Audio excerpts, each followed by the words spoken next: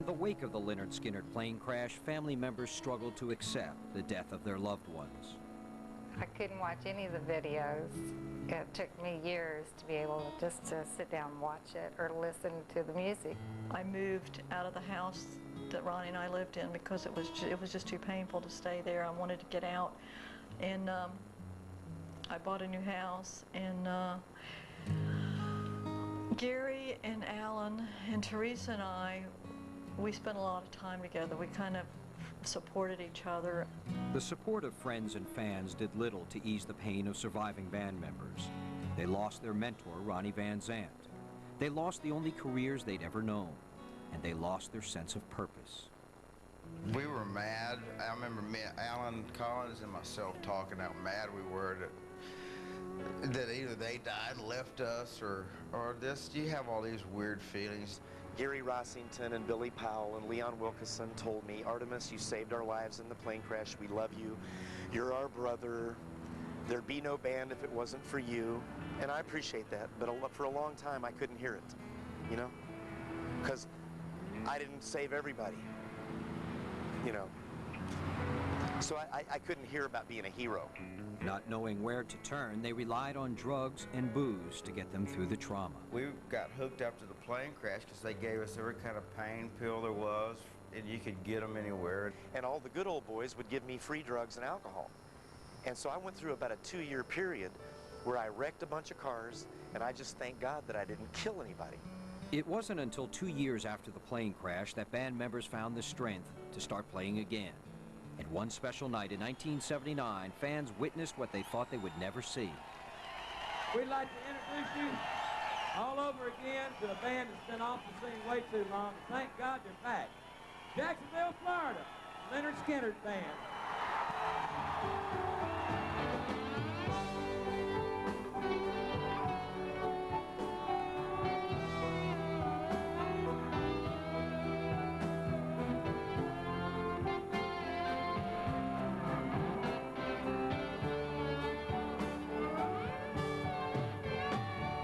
It was a special sort of thing.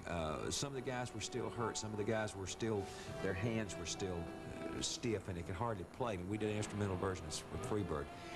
And whoever was operating the spotlights happened to have a real brainstorm, and they hit an empty microphone where Ronnie Van Zant used to stand and sing the song. And I don't think there was a dry eye in the crowd. It was very emotional. You know, we got a really nice welcome. I mean, the fans were glad to see everybody there, but it was very emotional. I mean, we were all still in the very early stages of recovery. Long live the Lynyrd Skynyrd Band! The fans' overwhelming reception at the Charlie Daniels Jam helped band members get on with their lives. The survivors of that airplane crash realized that we were still here for a reason. Absolutely for a reason, and that reason is to carry on the music that was originally created by the Lynyrd Skynyrd Band. Surviving Lynyrd Skynyrd members finally started talking about touring again.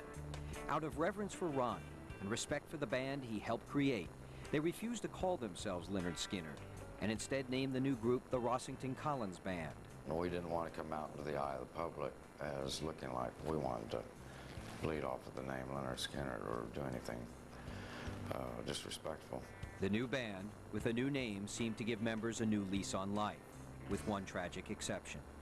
Founding member Alan Collins. In 1980, his wife Kathy died from complications while pregnant with their third child. And that led to him drinking more and drugs and all that, so. I know he didn't recover after Kathy died, his wife. He was so tough and so strong, but I know he never really recovered from that. Then in 1986, Alan Collins was in another violent car crash. Like before, he was driving drunk. His new girlfriend was killed. He was paralyzed.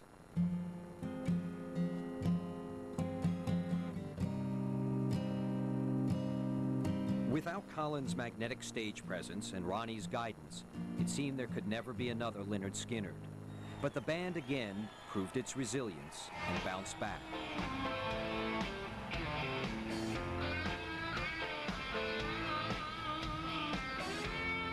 In 1987, after 10 long years of waiting, fans finally got what they were hoping for, a Lynyrd Skynyrd reunion tour. Although he was confined to a wheelchair, it was the band's co-founder, Alan Collins, who sent the group on its way. Well, look here. I'm so choked up, I really don't know what to say. I'd like to say, God bless all these musicians. God bless America, you here. If it wasn't for you, there wouldn't be none of us. So God bless you all. I don't know, and we got a band for you. Listen to this. Thank you.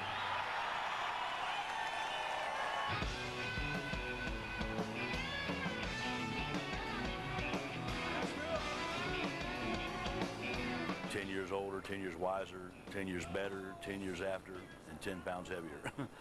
and the magnitude of that success of this first tribute tour was so great that that's why we're still doing it now. It just blew us all away that we were selling out every place we went.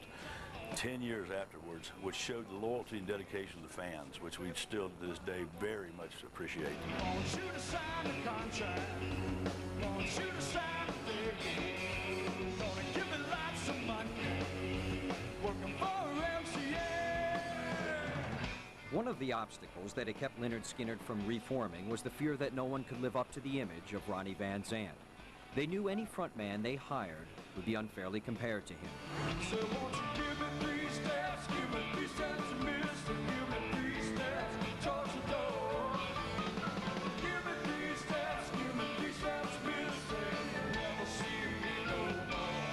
But the band needed to look no further than the home where it all began. Who better to replace their legendary leader than his little brother Johnny? It was Johnny Van Zant, Ronnie's little brother, and he looked like him and sounded like him and was him. I had to talk to my brother Donnie, of course, my mom and dad, you know, because I didn't really want to do anything that would hurt the name of Lynyrd Skynyrd. Johnny was just 16 when the big brother he idolized was killed. To this day, singing Ronnie's music is Johnny's way of paying tribute to his hero. Whenever I'm playing, you know, heck, he's definitely, you know, part of me. His spirit's with me, you know. So if that's a way of him, you know, coming through me or whatever, then God be with it, you know.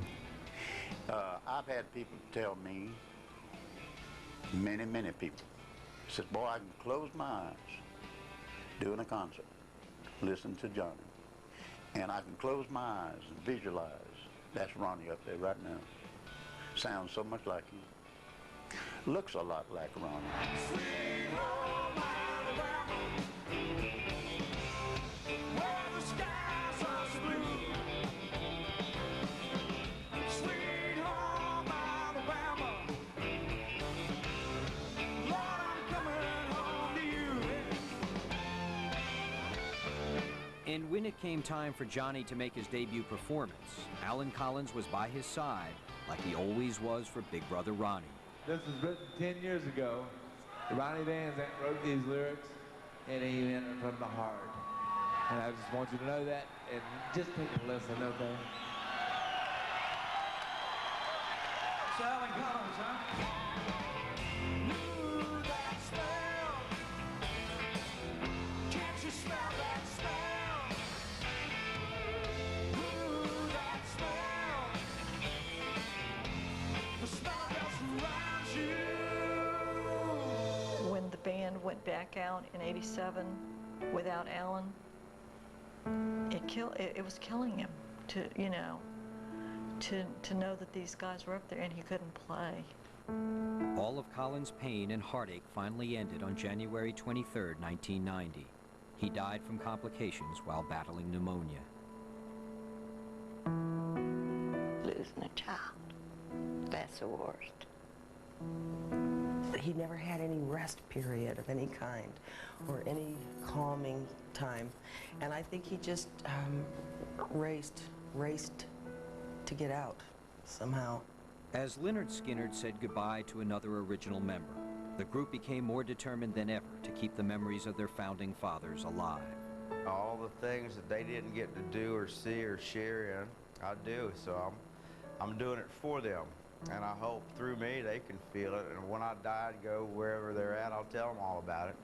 Coming up on Behind the Music.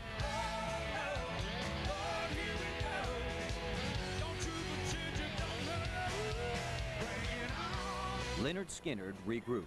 We have a new beginning happening for us right now because everybody in this band